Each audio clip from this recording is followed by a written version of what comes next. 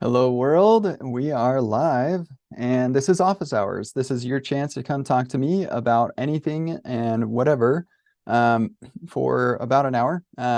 So let me just get the everything set up right now and feel free. Here, let me get my screen shared also. Boom. Um, Feel free to ask your questions. I do not pay attention to chat. I am closing this now. The chat or questions should come in the Discord channel here. So there should be a link in the description, but if not, kcd.im/Discord will get you to the Discord. So I typically will just answer questions on here in the Discord, but if somebody shows up in the Zoom, then they get priority. And yeah, we just go until we run out of questions, which sometimes happens pretty quick and other times doesn't. Other times we take more time than expected. So yeah, just come and ask whatever questions you have. Right now I'm working on a really cool tip that I'm going to be adding to the Epic Web Tips that will make it so that this is progressively enhanced without content layout shift. It's pretty cool. So you'll see that later today, probably. Yeah, let's see. I think I mentioned that my wife and I are expecting a baby on the last office hours. The baby came, and so if I'm looking a little bit tired, then I am. If I'm not looking tired, then I'm faking it because I'm exhausted. But the baby's healthy, mom's healthy, everybody's doing great. So, all right, let's go ahead and get started in here. Just got a couple of questions. I think all of these we answered during the last office hours. So starting here, I will say answering this now. And the question is, I'm currently working on a solution of migrating an Angular app to a React app. I have around 2.5 years experience with React, but I certainly don't have time to go through all the course right now. I'm guessing based on the rocket that they're talking about Epic React. I'm thinking of going through the workshops to build an Epic React app. Do you think it's a correct way to approach something or something else could be helpful given the time constraint? Yeah, good question. I'll answer this here just in case they don't actually show up. What's up, Taryn? Yo, what's up, dude? It's good to see you. I'll finish answering this question, then I'll come back to you. Mhm. Yeah, so I would say um, uh, you could definitely benefit from going through that workshop first, but I think you'll be surprised by how helpful the um, first few workshops are to you. Additionally, we're working on an update to the workshops now, and the Build an Epic App workshop is going to get a pretty significant overhaul due to more modern ways to build apps these days. Okay, great. Taryn, what's up? How can I help Yo, you? okay, thank you. So this happened yesterday, and I just started thinking about it, and I wish there was like a test case or something I feel like we could have done differently. But long story short, we had a component library that we're working on at work, and there's a use effect hook that caused infinite re-renders, right? And I'm wondering if you have any kind of like strategy to, I mean, besides like checking the dependency and using it in the in a project to verify like this doesn't happen, like this infinite re-render, because it kind of Yeah, sucked. We didn't catch it till we pulled it into our project and started using the component. yeah. So unfortunately, the best answer I have for you is don't use React. Of course, I'm not going to tell you to not use React. React is awesome. But and there are lots of reasons to use React despite this very unfortunate situation with React. But there's really not a way to know for sure that Okay. all of your dependencies are going to avoid these problems. Yeah, they're like if there were tools that were capable of detecting this, then they would already exist by now. And maybe they do, and they just nobody knows about them, but I haven't seen anything like that. Um, so yeah, it's especially hard when it's in one of your dependencies. So like you, part of the reason you're using it is because you don't have time to build it yourself. And so one thing that I do pretty often, especially if I don't know, like so Radix UI, I know that they're good. I never really look too deep into that stuff. But if it's like a thing I don't know the maintainer, never used any of their stuff before, and everything, like I typically am looking at the source code before I install it. And so that might help too, especially for some things where you're like, I know this isn't a really difficult problem, but I just don't want to go through the pain of solving it myself. Like, so this has been solved 300,000 times. I'm just going to install a dependency for stuff like that. It's typically just one or two files, or if they're, some people are really crazy about file sizes and they're like, I'm going to make 30 files that are each 10 lines long. I hate that so much. But so sometimes you will run into like really simple things that end up being a lot of files. But even in those situations, it's normally pretty easy to just kind of go around, make sure that you're good with the way that they solve it. And that might help you catch stuff. But yeah, unfortunately, this is just a thing we have to live with in React, is that sometimes yeah, people end up But running fun. infinite loops. Yeah. I mean, it's funny because it was like an internal dependency, like an internal component library that we Oh, so maintain. you do have a coworker you can go blame. Oh, I blamed him. Pulled him to the call. I'm like, hey, why'd you do this? He's like, ESLint told me exhaustive dependencies. I'm like, no, that's Yeah, not all. well, I mean, they're not wrong. The like you do need to have all your dependencies in there. My guess is what they did was they called set state. Maybe it's like a toggle thing. So set state, not the previous value. And well, okay, to know what the previous value was, I need that in the dependency array. And yeah, so the solution to that, in case your coworker needs to know, is that set state can take a callback function where it gets the previous value. And so that's what I would recommend doing that there. But yeah, I mean, So no real answer. Just yeah, be no aware real of time. answer. Okay. All right. I Cool. mean, like some people are like I keep seeing people trying to use signals with React, and I haven't investigated that at all. I feel like I remember also seeing somebody say why that doesn't really work well with React for some reason. So I haven't really spent much time in looking into that. The real problem there though is if you start using signals everywhere, like not everybody else is using signals. So now like maybe library interop is going to be a problem, and like it's just not the way that things are done in the React world, and so you're going to be fighting against that current all the time. So Mm-hmm. sorry. Yeah. No worries. Appreciate the candid conversation though.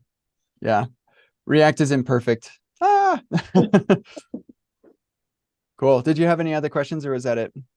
I do, but and I won't forget this time, but I also feel like this question might be better for like a call of Kent, because then I feel Hmm. like it might be like a 20, 30 minute or 5 minute kind of thing. And I know office hours probably aren't the best venue for that. So I just need to record the call. Yeah, yeah, great. Thank you. I think that would be good. I've neglected the calls. I think maybe you may have missed it, but my wife and I had our baby last week. Congratulations, Um, man. yeah, thank you. So like I was going to get to the calls and then the baby came and now I'm like, I should get back to those at some point. So maybe you can kick me into gear into handling those again. Cool. All right. Sibyllis, I need your advice here. I should mention because this showed up a couple days ago. So answering this now just to ping them and let them know. I need your advice, please. If someone is fresher in college and wants to get into big tech as an engineer, what to do in the era of AI, GPTs, etc., where anyone can just build an app and websites so fast, someone with sometimes with no code. How do you think a company will hire devs in the near future? Will they hire devs who can solve leet code questions or can just be full stack apps? What to even do?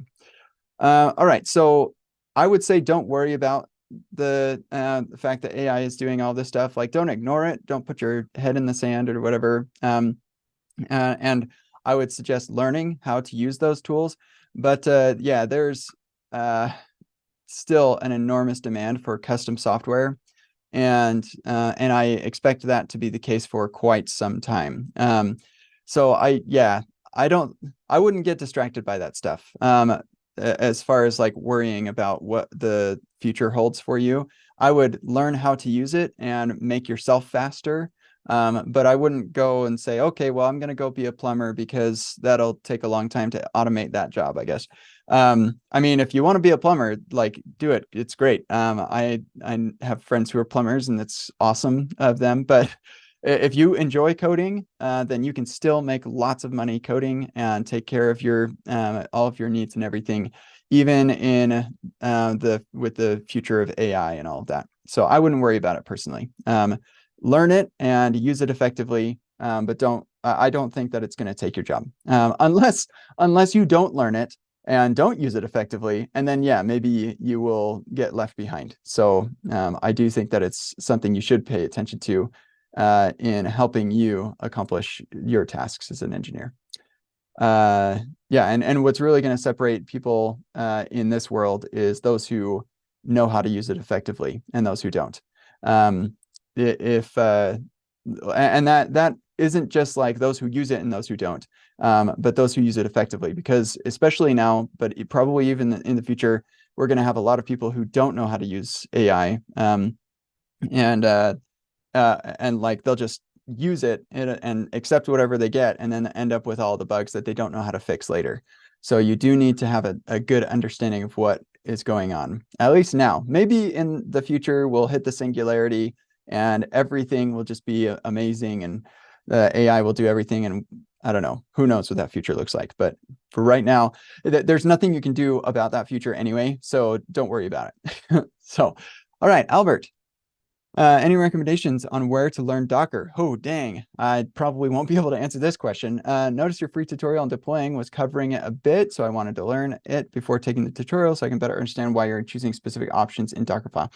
Yeah, okay, so I got bad news for you, Albert. I have no idea. I am like very, very much a Docker noob, and much of what I know about Docker was kind of taught to me in the process of building my own website. And the Docker file that is in here was primarily created by the CEO of Fly. So let me take you over to this.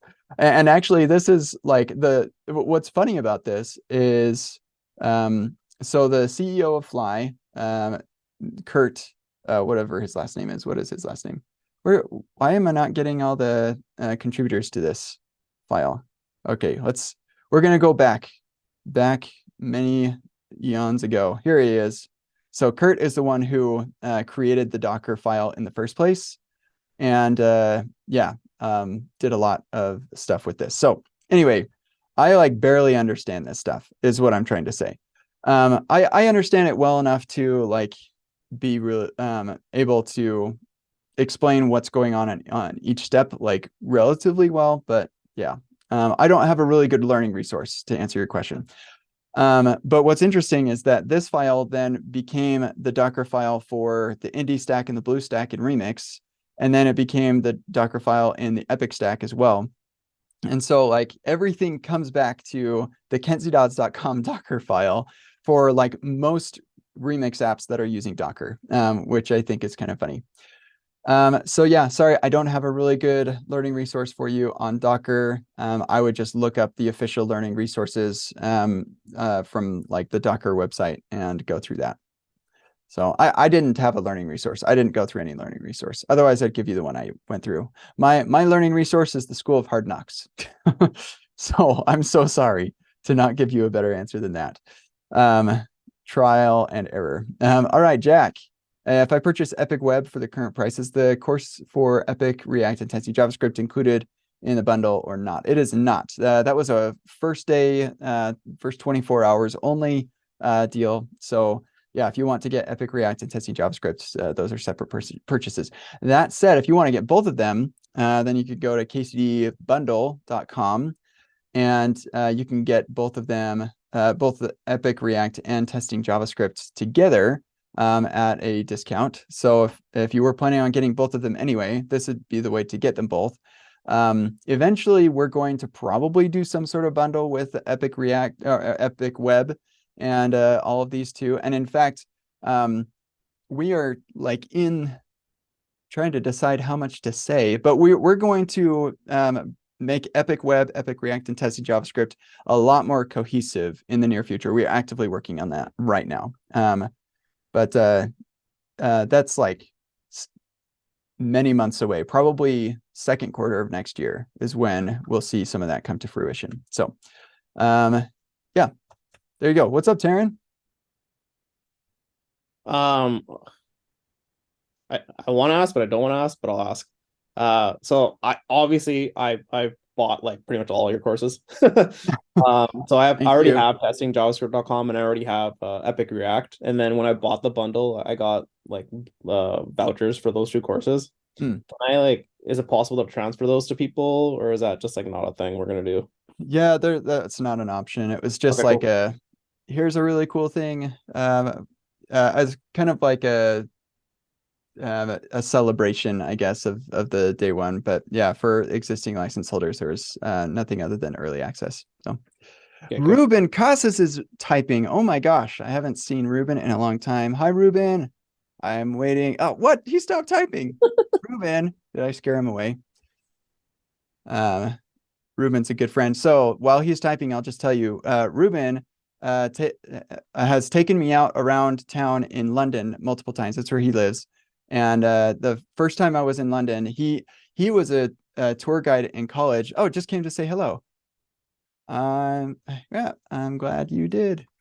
So yeah, in college, he took people on tours in London. And so he took me on a tour. It was kind of dark because it was after I think it was after a workshop day.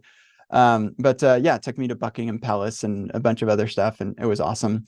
And yeah, and then he went with me to the Back to the Future musical, which was amazing, by the way. Like, it sounds weird that that would be a musical, but it was so good.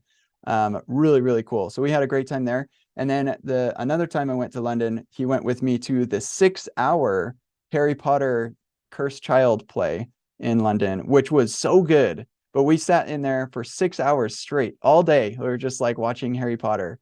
I know it sounds like a lot, but it was awesome. I loved it, and I would totally do it again. So cool. So anyway, good to see you, Ruben.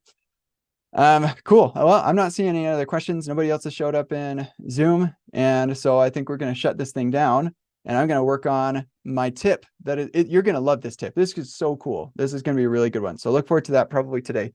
And yeah, let me just double check. I think oh yeah, next week is Thanksgiving. I will not be doing this on Thanksgiving. And so yeah, do not expect office hours that day, but we'll probably be doing office hours the week after that. So yeah. Yeah, those are fun. I'm looking forward to the next time I go out to London to go see another play, Ruben. This is gonna be fun. All right, everybody. Have a good one.